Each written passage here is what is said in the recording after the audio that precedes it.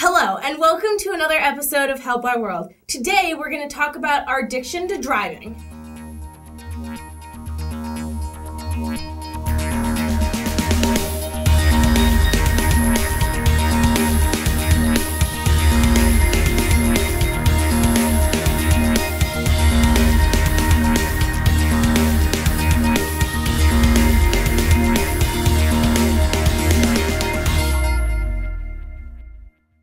By now, I'm sure that everyone has changed all their light bulbs in their house to compact fluorescents. If you look at newspapers, the government has been saying that they want to start phasing out the normal incandescent light bulbs. Besides, it'll save you a ton of money once you switch over. So let's look at another green issue, driving. I know this is not a cheap purchase, but there is a movement to reduce car emissions. Now, you can always buy the more fuel-efficient car, yes, but there are other ways you can do it. You can ride a bike, you can use a scooter, you can walk for heaven's sakes, especially if you live in a city. There's so many different options you can take instead of using a car.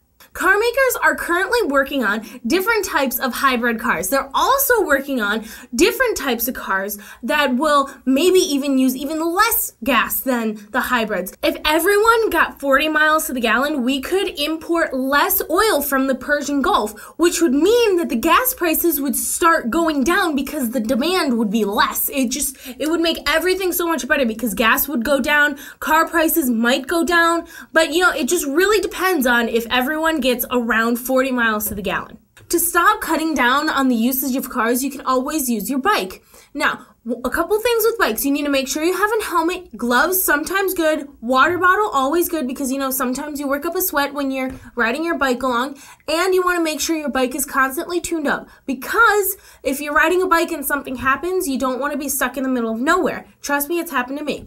And now, for our special guest of the day, Ellis Yan. He's been bicycling almost his whole life. Check it out. Bicycle is a wonderful piece of equipment. Does not pollute anything. It's just absolutely green. I rode a bicycle to school. I rode a bicycle to the stores. I rode a bicycle to play games. Wherever I went with a bicycle. It's a wonderful piece of equipment for exercise.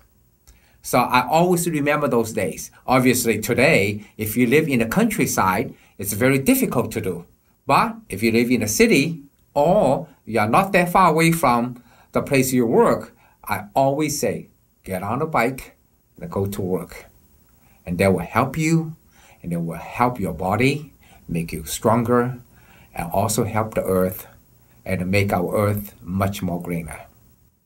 Go try it out sometime. I'm sure that if you go online and search for a local track, then you can find so many different places you can go. It's really amazing. I know I've talked about this book before, but Green Living is a really great source that you can use. It has tons of tips on how to drive better to up your fuel mileage. You could also not use your air conditioning because that can bring down your fuel mileage. Another thing, you could use the cruise control when you're on the highway. Really helps. Also, try to clean out your engine and get it tuned up every couple of months because it just lets the gas kind of be more efficient. And when you're idling, it wastes so much gas. Really, try not to idle. And now, for the news.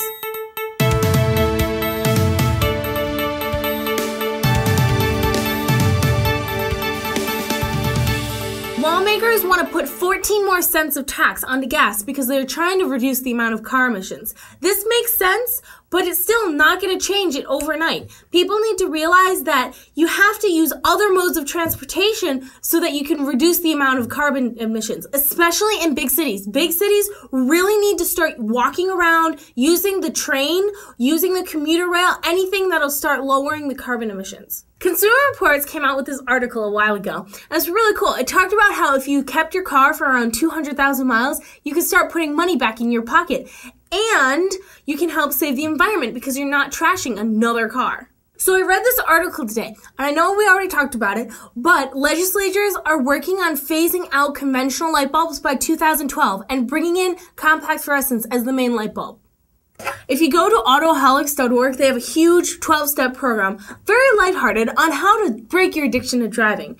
Their motto is strive not to drive. For only about 10 pounds, you can become a member, and that gives you books and resources and all this stuff to start cutting down your driving. Autoaholics is really trying to help us stop relying on our Ford-tired friends. This is really important because we really need to start cutting down on all the CO2 emissions. Start thinking about that the next time you go out. Really, it's important. Remember, try not to use your car so much and up the gas mileage in your car. Use your bike, walk around, use the train. Try to make the world a little more green. And that's it for today. Next time, we're talking about shopping bags.